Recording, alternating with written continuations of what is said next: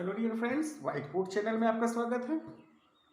Indian government का एक बहुत बड़ा डिसीजन आया डियर फ्रेंड्स, तो मैं आपको बताना चाहता हूं क्योंकि ये एक एजुकेशनल चैनल है, आपको सारी इन्फॉर्मेशन मिलना चाहिए। इसलिए इस चैनल के माध्यम से मैं आपको एक बहुत बड़ी सूचना इन्फॉर्मेशन दे रहा हूं।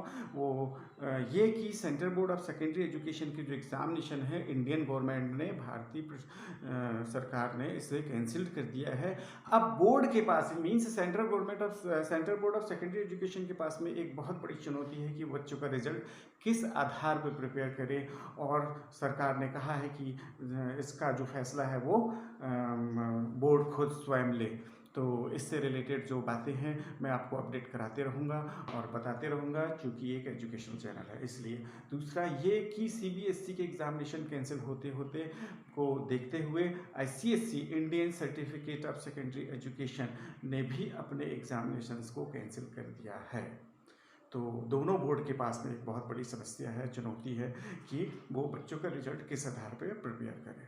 चलिए, अगली कुछ जो इम्पोर्टेंट न्यूज़ हुई एजुकेशनल फील्ड में वो मैं आपको इस चैनल के थ्रू बीच बीच में बताते रहूँगा।